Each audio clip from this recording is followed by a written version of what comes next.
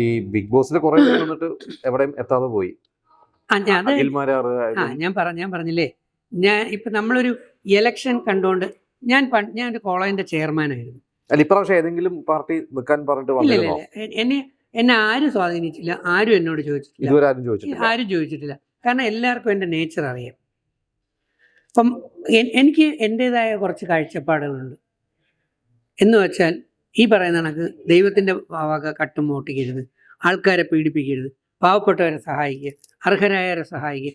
അപ്പം നമ്മുടെ വ്യക്തികൾ നമ്മുടെ താല്പര്യം കൂടെ കൺസിഡർ ചെയ്യും എന്നുറപ്പുണ്ടെങ്കിൽ നമ്മൾ ഇറങ്ങിയാൽ മതിയല്ലോ.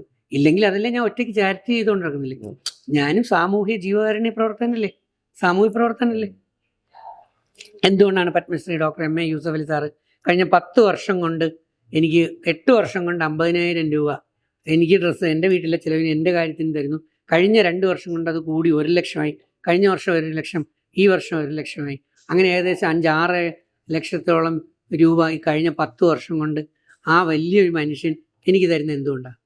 തരുന്നുണ്ട്, അറിയില്ലേ, എനിക്ക് തരുന്നുണ്ട്. എല്ലാ വർഷവും റംസാന് എനിക്ക് സക്കാത്തായിട്ട് ഗിഫ്റ്റ് ആയിട്ട് 10 വർഷം കൊണ്ട് നടക്കുകയാണ്. എപ്പോഴാണ് ഞാൻ കൗൺസിലിംഗ് ഷോകൾ നടത്തി, എൻ്റെ അമ്മ ഉണ്ടായിരുന്ന സമയത്ത് കിട്ടുന്ന പൈസ വൃദ്ധസാധനങ്ങളിൽ കൊണ്ട് കൊടുത്ത് എനിക്ക് ഞാൻ ഗൾഫ് രാജ്യങ്ങളിൽ ക്ലാസ് എടുക്കാൻ പോയ 28 UAE GCC കംപ്ലീറ്റ് കിട്ടിയ മുഴുവൻ പൈസയും ഞാൻ പത്തനാപുരം ഗാന്ധി ഭവനിൽ കൊണ്ടുവന്ന് കൊടുത്തിട്ട് റെസിപ്റ്റ് വാങ്ങിച്ചു. ഞാനത് ചെയ്ത് കഴിഞ്ഞിട്ടാണ് Padmashri doctor M A Yusuf Ali sir Pathanapuram Gandhi Bhavan ഏറ്റെടുക്കുന്നത്, അവിടെ കോടികൾ കൊടുത്ത് അതിനെ ഡെവലപ്പ് ചെയ്തത്. കാരണം അദ്ദേഹത്തെ അവിടെ ചോദിച്ചാൽ അറിയാം, അല്ലെങ്കിൽ ഗൾഫിലുള്ളവരോട് ചോദിച്ചാൽ അറിയാം.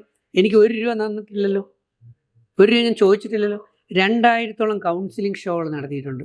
ഇന്ന് വരെയെങ്കിലും ഏതെങ്കിലും ഒരു ഏജൻസിക്ക് ഡോക്ടർ രജിത് കുമാർ അല്ലെങ്കിൽ രജിത്തേട്ടൻ ഇത്രത്തോളം 25,000 ചോദിച്ചു, 50,000 ചോദിച്ചു, 1 ലക്ഷം ചോദിച്ചു, 1 രൂപ ചോദിച്ചു എന്ന് പറഞ്ഞ് നിങ്ങൾക്ക് എവിടെയെങ്കിലും തെളിയിച്ച് തരാമെങ്കിൽ ഞാൻ ഈ മീശ എടുത്ത് നിങ്ങളുടെ മുമ്പ് വരാം.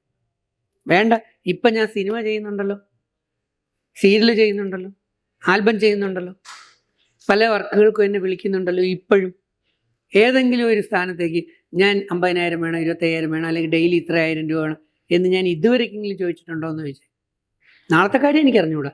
കാരണം എന്നെയും അതുകൊണ്ട് പലരും എന്നെ മിസ്യൂസ് ചെയ്യുന്നുണ്ട്. എനിക്ക് ഭഗവത്ഗീത അറിയാം, കർമ്മയോഗ സിദ്ധാന്തം. എന്താണ് ഈ കർമ്മയോഗ സിദ്ധാന്തം പറയുന്നത്? നമ്മൾ പ്രതിഫലം പ്രതീക്ഷിക്കാതെ കർമ്മം ചെയ്യുക. വേണ്ട, നിങ്ങൾക്കറിയാമല്ലോ, നിങ്ങളുടെ യൂട്യൂബർമാർക്ക് സോഷ്യൽ മീഡിയയ്ക്ക് 1000-ലധികം ഇൻ്റർവ്യൂകൾ ഞാൻ തന്നിട്ടുണ്ടല്ലോ. 1000 രൂപ വെച്ചാണെങ്കിൽ പോലും അത് 10,000 രൂപയിൽ, 1000 രൂപ വെച്ചാണെങ്കിലും 1000 രൂപ വെച്ചാണെങ്കിലും 1000 ആയപ്പോൾ എത്രയായി? 1000, 10,000, 1 ലക്ഷം, 10 ലക്ഷം ആയില്ലേ? 10 ലക്ഷം രൂപ കഴിഞ്ഞ 5 വർഷം കൊണ്ട് കൊച്ചിയിലെ സോഷ്യൽ മീഡിയയിൽ നിന്നും എനിക്ക് ഉണ്ടാക്കാമായിരുന്നു. എന്നാൽ നേരത്തെ പറഞ്ഞ ബിഗ് ബോസ് താരങ്ങൾ ഒരു ഇൻ്റർവ്യൂകൾക്ക് അല്ലെങ്കിൽ ഒരു പരിപാടിക്ക് വാങ്ങിച്ച ഉദ്ഘാടനത്തിന് വാങ്ങിച്ച പണങ്ങളും ലക്ഷങ്ങളൊക്കെ പലരും പറഞ്ഞ് ഞാൻ കേട്ടിട്ടുണ്ട്. ശരിയല്ലേ? അതെ. ഞാൻ നിങ്ങളുടെ നിന്ന് എത്ര രൂപ വാങ്ങിച്ചു ആലോചിച്ചു. 1000 കൊടുത്തിട്ടുണ്ടെങ്കിൽ 1000 രൂപ വെച്ച് തന്നെ നമ്മൾ കണക്കൂട്ടിയാൽ മാത്രം മതി. അപ്പം എനിക്കത് ചെയ്യാൻ പറ്റുന്നത് ബൈബിളും ഖുർആനും ഗീതയും വേദവും എനിക്കറിയാമെന്നുള്ളതുകൊണ്ടും കിട്ടുന്നത് കൊണ്ട് ശ്രീബുദ്ധൻ തൻ്റെ ശിഷ്യന്മാരോട് പറഞ്ഞു കൊടുക്കുക, നിങ്ങളുടെ പാത്രത്തിൽ എന്ത് വീഴുന്നോ അത് കഴിക്കുക. നോൺ വെജ് വീണോ നോൺ കഴിക്കുക, വെജ് വീണോ കഴിക്കുക, ഒന്നും വീണില്ലോ ഒന്നും കഴിക്കണ്ട. അപ്പം ഞാൻ ഇത് പറയുമ്പം കുറച്ചെണ്ണം താഴെ വന്ന് പറയും അഭിനയമാണ്, കള്ളമാണ്, ഉടായ്പാണ്, സൂത്രമാണ് എന്ന് പറഞ്ഞുകൊണ്ട് പറയും.